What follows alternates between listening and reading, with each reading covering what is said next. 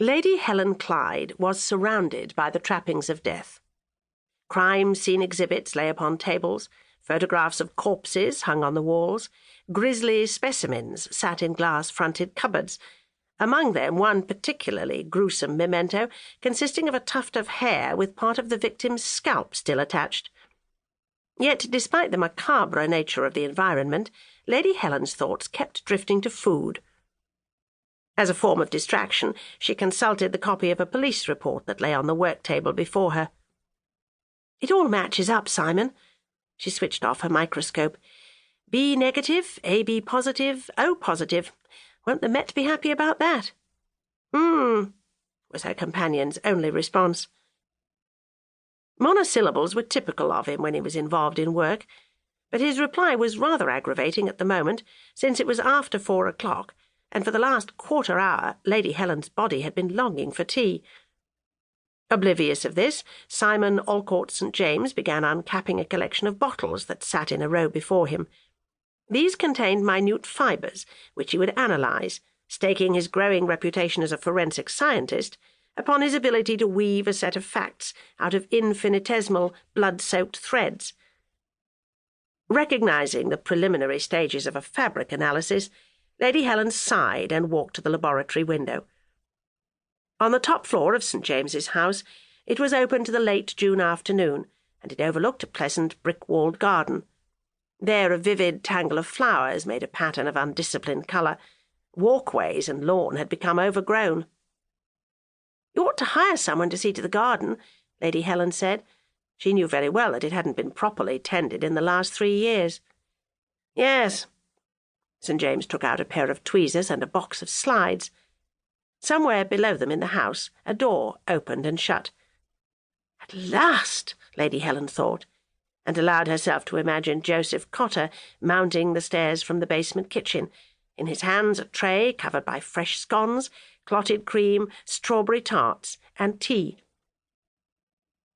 Unfortunately, the sounds that began drifting upward, a thumping and bumping accompanied by a low grunt of endeavour, did not suggest that refreshments were imminent.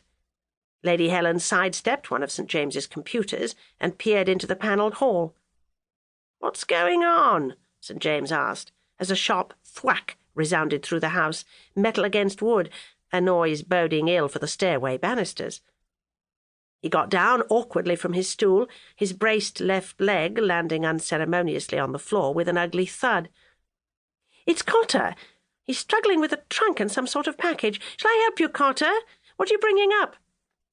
"Managing quite well," was Cotter's oblique reply from 3 floors below.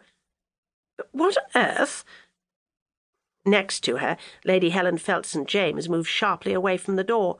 He returned to his work as if the interruption had not occurred, and Cotter were not in need of assistance.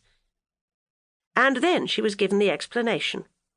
As Cotter manoeuvred his burdens across the first landing, a shaft of light from the window illuminated a broad sticker affixed to the trunk.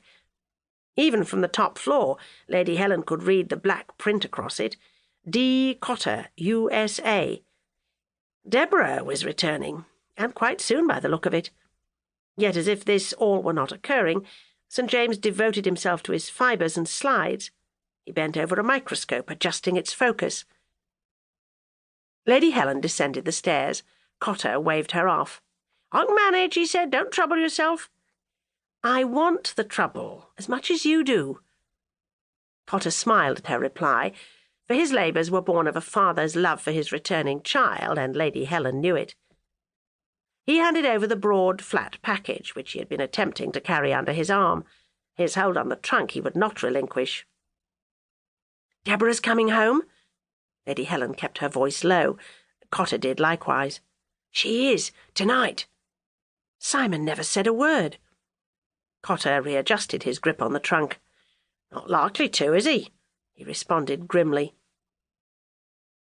They climbed the remaining flights of stairs. Cotter shouldered the trunk into his daughter's bedroom to the left of the landing, while Lady Helen paused at the door to the lab. She leaned the package against the wall, tapping her fingers against it thoughtfully as she observed her friend. St. James did not look up from his work. That had always been his most effective defence. Work-tables and microscopes became ramparts which no one could scale, incessant labour a narcotic that dulled the pain of loss.